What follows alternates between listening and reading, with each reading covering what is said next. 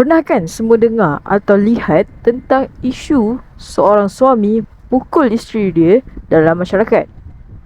Kes-kes ini banyak dipertontonkan dalam sosial media. Isu ini tidak lapuk juga dek zaman dan banyak berlaku walaupun pada tahun-tahun yang dahulu. Namun, masalah ini bangkit balik pada hari ini oleh kerana adanya media sosial. Dengan itu, saya dan rakan-rakan akan mengulas tentang isu keganasan rumah tangga ini. Saya Muhammad Zainul Syami bin Zaini dengan nombor metrik 2023400072. Kami akan ulas tentang keganasan rumah tangga, penyataan masalah kepada isu keganasan rumah tangga ini, faktor-faktor, kesan-kesan dan juga cadangan penyelesaian daripada kami. Kami juga akan beritahu tentang beberapa usaha penyelesaian yang telah dijalankan oleh negara kita. Keganasan rumah tangga atau juga dikenali sebagai keganasan domestik merujuk kepada tindakan keganasan yang dilakukan oleh seseorang dalam lingkaran domestik si mangsa. Ini termasuk juga pasangan hidup dan bekas pasangan hidup si mangsa. Macam yang kita selalu dengar isu suami pukul isteri. Namun, isu keganasan domestik ini tidak hanya tertumpu kepada si suami yang menjadi pelakunya. Malah si suami juga boleh menjadi mangsa kepada masalah keganasan domestik ini. Selain dari itu, ahli keluarga yang terdekat, saudara mara yang lain dan rakan-rakan keluarga yang lain juga menjadi punca ataupun menjadi seseorang yang melakukan keganasan domestik ini. Istilah keganasan domestik dilakukan apabila terdapat hubungan rapat antara si pelaku dan si mangsa. Pada seterusnya adalah penyataan masalah bagi isu keganasan rumah tangga ini. Penyataan masalah bagi isu keganasan rumah tangga adalah kekurangan kesedaran dan pemahaman dalam masyarakat setempat terhadap seriusnya masalah ini. Banyak individu masih tidak menyedari bahawa keganasan rumah tangga melibatkan tindakan yang boleh merosakkan dari individu dalam lingkaran domestik si mangsa. Seterusnya, stigma sosial dan keengganan untuk melaporkan masalah keganasan ini juga menjadi punca kepada masalah ini yang boleh menyebabkan mangsa kadang-kadang merasa terjerat dalam lingkaran keganasan tersebut tanpa mendapat bantuan yang mencukupi. Oleh itu, kita sebagai masyarakat, pendekatan pendidikan dan kesedaran yang lebih meluas perlu diperkenalkan untuk memerangi keganasan rumah tangga dan menyokong mereka yang terjejas. Faktor-faktor permasalahan. Faktor yang mempengaruhi keganasan rumah tangga adalah pelbagai dan kompleks. Beberapa penyebab utama keganasan rumah tangga termasuk faktor individu, faktor hubungan, faktor ekonomi, faktor personaliti dan faktor sejarah keganasan. Bermula dengan faktor individu terbagi kepada dua, iaitu masalah kesihatan mental. Masalah kesihatan mental merupakan individu yang mengalami masalah kesihatan mental pada masa silam dan juga kini yang mungkin cenderung melakukan tindakan keganasan. Kedua adalah penggunaan alkohol atau dadah. Penggunaan alkohol atau dadah boleh memburukkan tingkah laku agresif seseorang. Seterusnya adalah faktor hubungan. Ketidakseimbangan kuasa dalam hubungan dapat menyebabkan penggunaan keganasan sebagai cara atau menguasai dan mengawal pasangan. Konflik sebuah keluarga, tidak sepakatan atau konflik dalam keluarga dapat menjadi pemicu keganasan. Seterusnya adalah faktor ekonomi.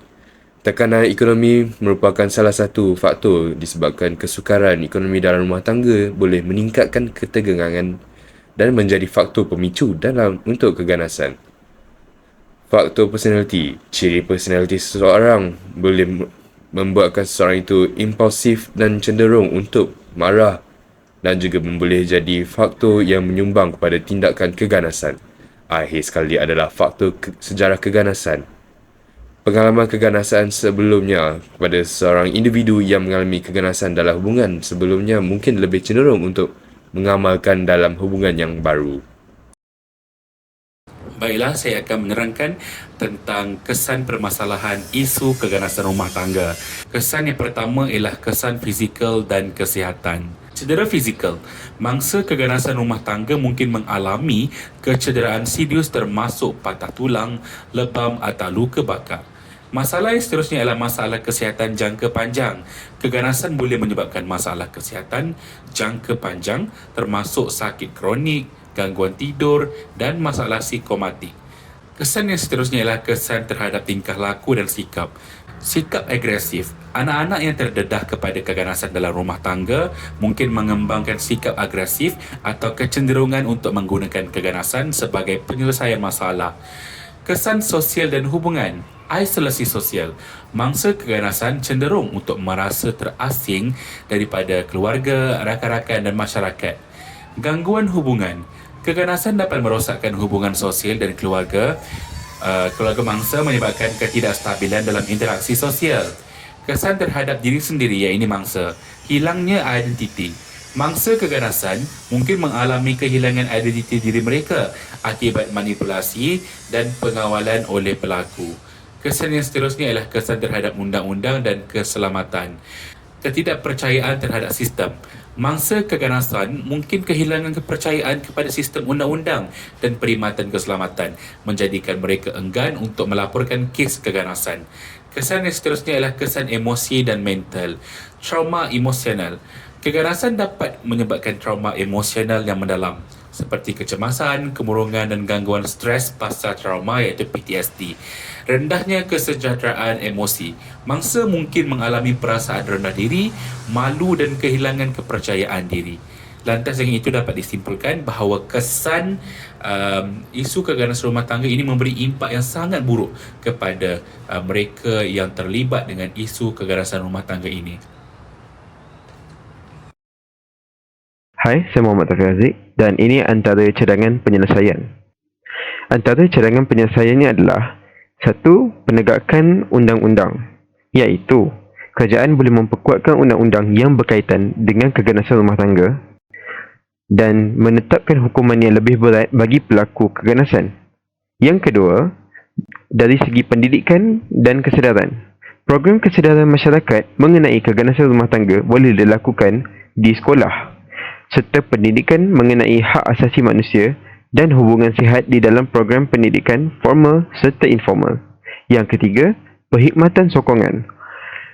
Kerajaan boleh mewujudkan pusat-pusat sokongan dan perlindungan untuk mangsa keganasan.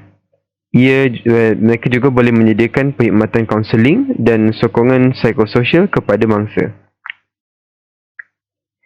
Seterusnya, kita boleh teruskan kepada usaha penyelesaian yang telah dijalankan pada masa kini. Salah satunya adalah pusat crisis line, iaitu talian kecemasan. Seterusnya, kita beralih pula kepada usaha penyelesaian yang telah dijalankan. Yang pertama, pusat crisis line, iaitu talian kecemasan. Terdapat talian kecemasan yang boleh dihubungi untuk mendapatkan sokongan dan bantuan dalam situasi keganasan. Selain daripada itu, Akta Keganasan Rumah Tangga DVA 1994 diperkenalkan pada tahun 1994. Akta ini memberikan perlindungan undang-undang kepada mangsa keganasan rumah tangga. Akta ini melibatkan perintah perlindungan dan langkah-langkah undang-undang untuk melibatkan pihak berkuasa. Seterusnya, Pusat Kebajikan Wanita, iaitu Women's Aid Organisation WAO. Organisasi seperti WAO menyediakan tempat perlindungan, perkhidmatan kaunseling serta sokongan untuk mangsa keganasan. Akhir sekali adalah kempen kesedaran. Kempen kesedaran mengenai keganasan rumah tangga dilakukan oleh pihak kerajaan, pertubuhan bukan kerajaan dan media massa untuk meningkatkan kesedaran kepada masyarakat. Sekian.